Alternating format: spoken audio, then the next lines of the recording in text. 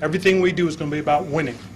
Okay, we're going to learn to do things the right way, and that's the only way we're going to do them. Because if it doesn't help us, we're not doing it, man. That's just as simple as it gets. Win the Super Bowl. That's I good. mean it too. You know, one of the things that the only reason you become a head coach in this league, in my opinion, is to win. That's it. That's the bottom line. If you do it for any other reason, you're wrong.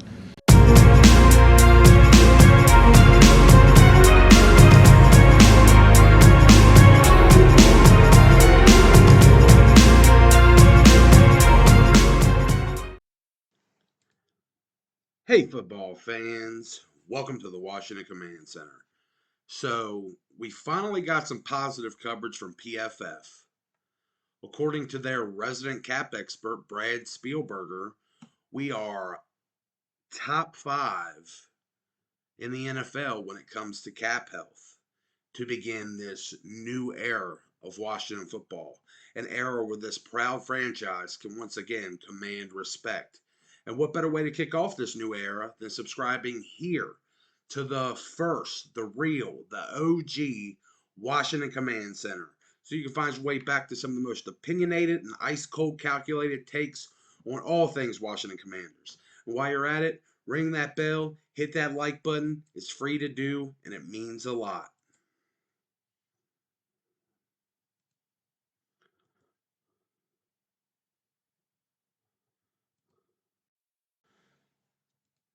So, like I said, PFF's resident salary cap expert, Brad Spielberger, recently ranked all 32 NFL teams according to the cap health of each one.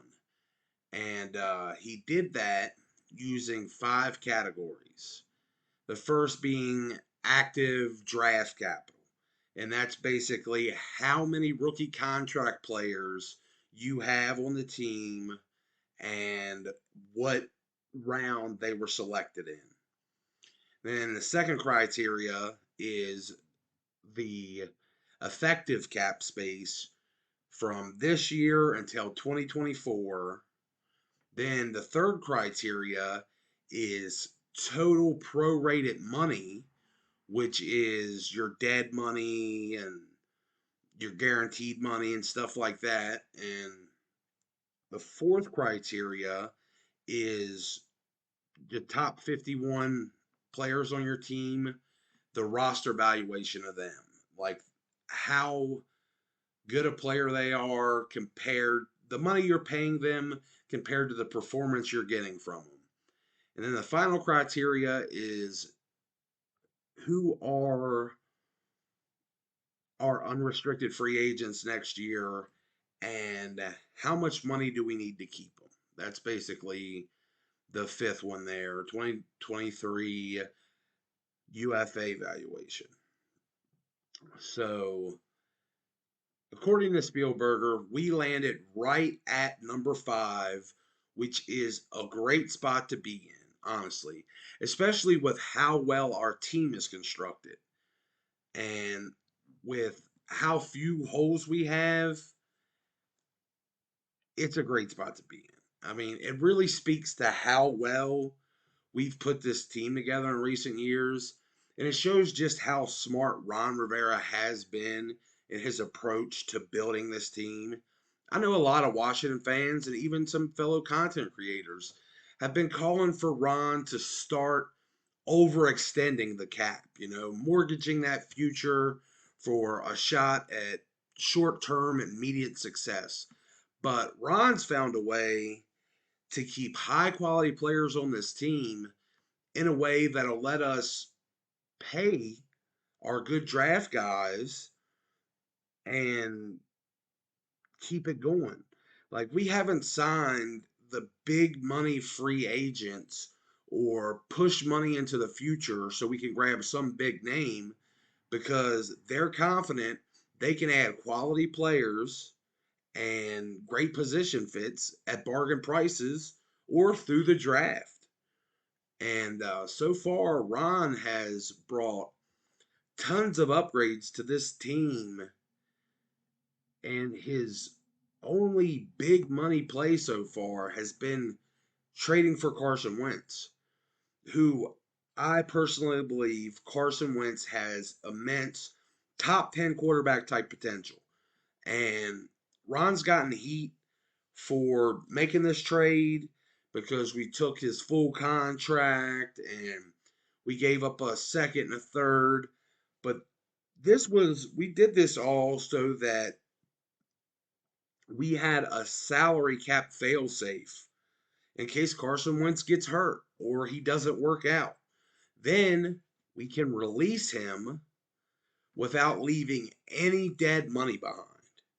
And if we did release him, that would give us tons of cap space back. While if he does work out, we'll also be able to free up that space by restructuring or extending him. So it's just great all around. I know some people have been questioning this because of our quiet free agency. So I'm really glad that Spielberger is shining some light on just how well we're actually doing here. So I'm going to take a look at these criteria and, talk about what they mean to us and why we're in such good shape.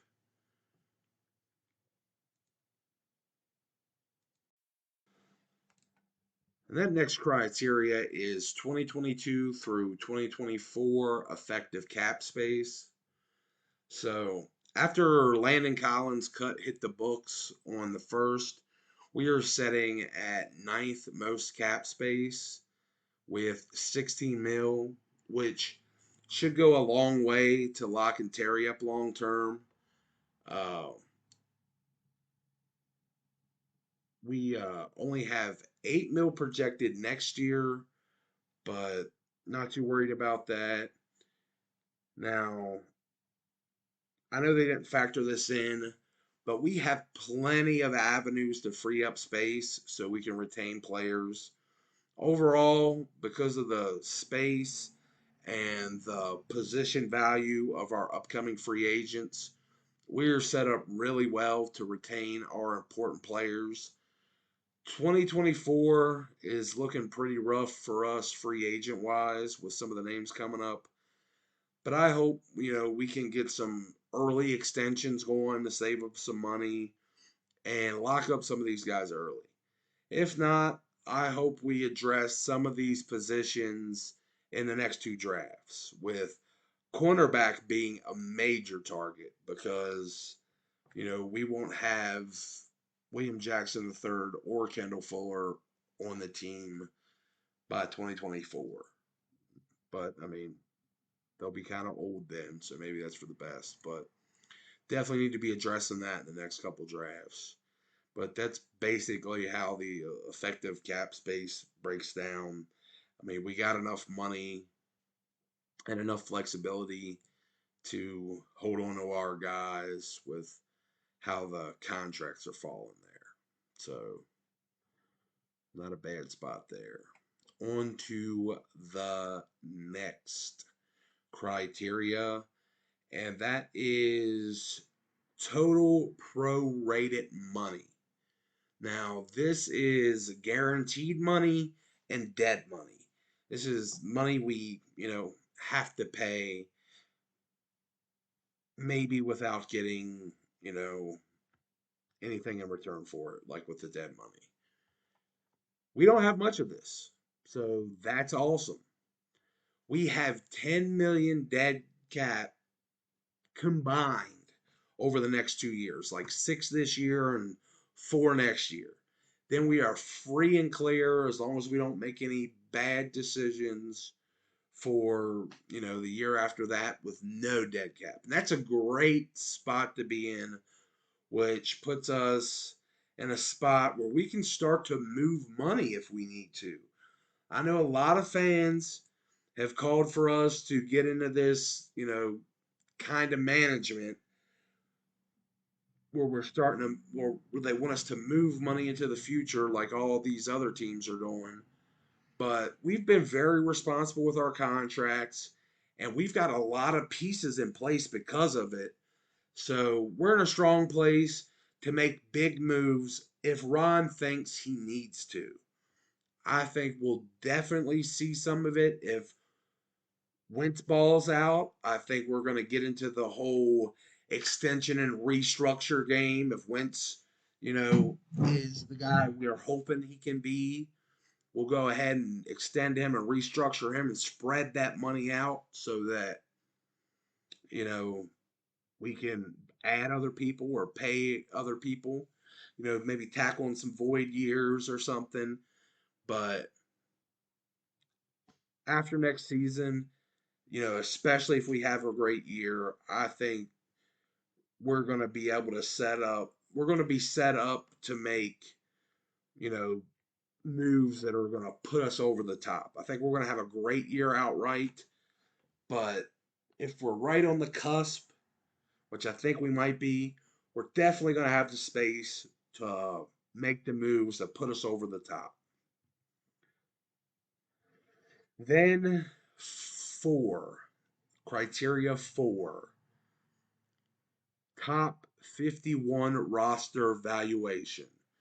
This is basically you looking at the quality of players and the contracts you have, along with the flexibility you have in your cap to improve. So, again, we're in a great spot here. We have a lot of good players on good contracts and the flexibility to keep our upcoming free agents and add to the team if need be.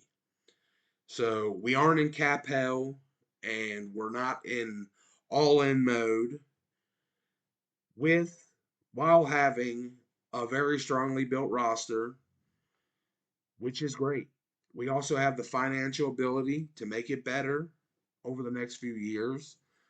We can make this a Super Bowl caliber roster just relying on the types of moves we've been making. But we also have all those little tricks to make big splashes in the future if we need to. We have a roster close to some of those all in teams.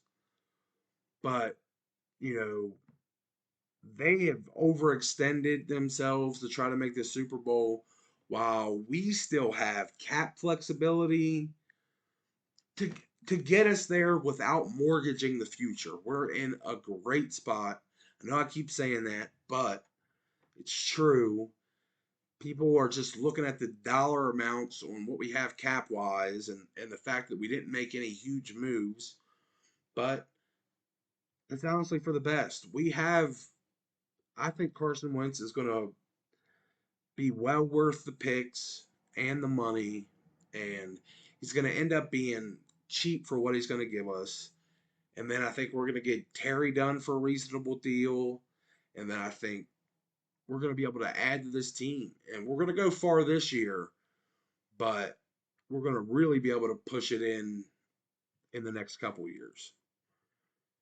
And I think the team's going to be a team that's successful for a while because of how it's been constructed here, you know, with the value of this roster. Then we have the fifth and final criteria, and that's 2023 UFA valuation. Like I said, this is kind of self-explanatory. Like I kind of touched on when I was talking about effective cap space. Retaining our top free agents next year shouldn't be a problem. We should have Terry locked up soon. Then that really leaves Payne, Schweitzer, Holcomb, and Trey Turner if he returns to form. And I think at 30, I don't think Schweitzer will demand as much money to keep as a swing interior offensive lineman.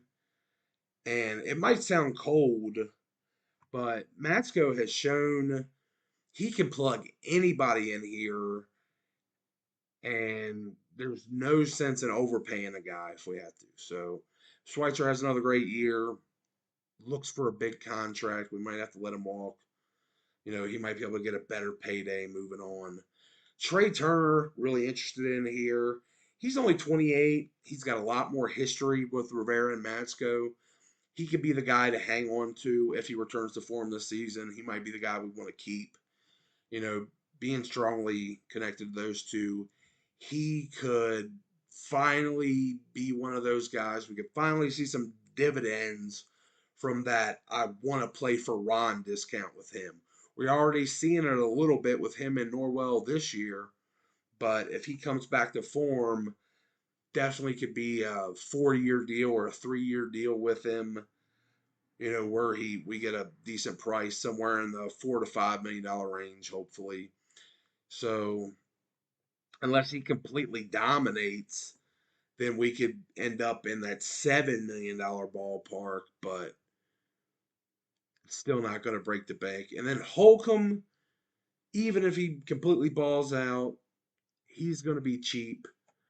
Um, just his position, even if he has a great season, which I really think he's poised to, it's going to be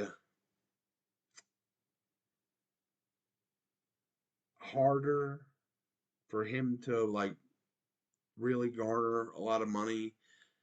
When he's handed the reins this year, if he balls out, I still think he's going to end up in that Denzel Perryman and at max Josie Jewell range as far as pay goes. So anywhere in that 3 to 5 a year, with I think 5 mil being the absolute max if he has a huge season. As a fifth round linebacker. And that brings us to Payne, that I'm praying we can keep here. And as long as he's being realistic, with what he wants, it should be easy to keep him.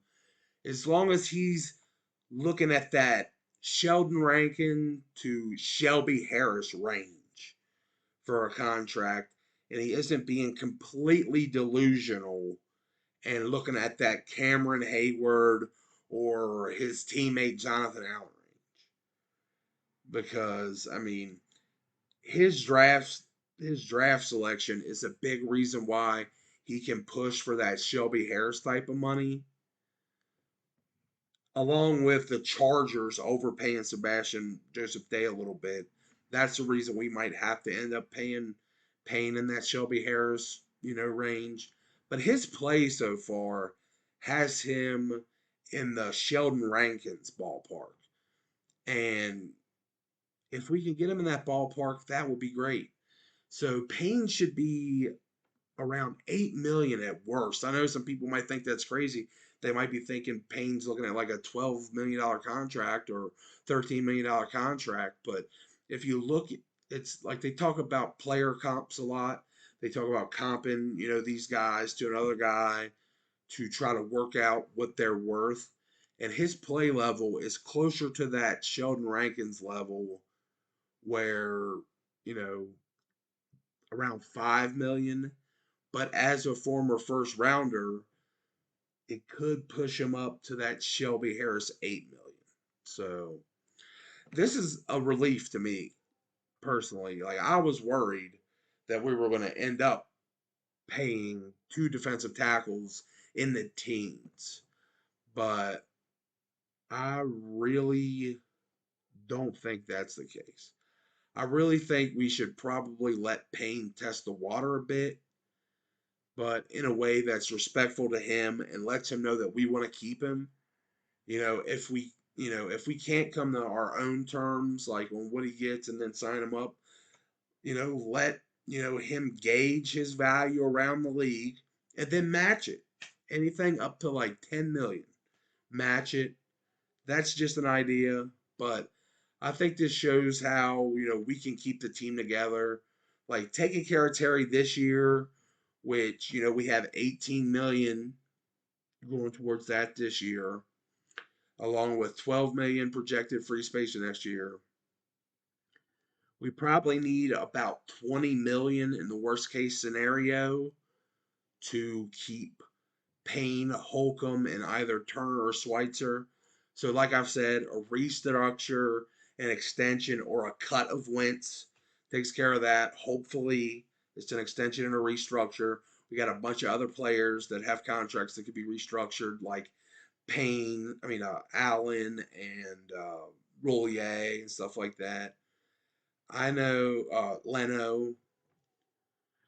So, I mean, that's where we kind of are there. I know this is kind of like a piss poor breakdown of the criteria, but I just wanted to talk about it since I didn't see anybody else talk about it. It's a little bit of positive coverage that shows how well this roster is being built, and that helps instill a little bit of faith in how Ron's running this team in this new era of Washington football, an era where this proud franchise can once again command respect. There's no better way to kick off this new era than subscribing here to the Washington Command Center so you can find your way back to some of the most opinionated and ice cold calculated takes on all things Washington Commanders. Remember to hit that like button and let me know what you think about our team's roster and its cap health in the comments down below. And if you stayed this long, I love y'all. Peace.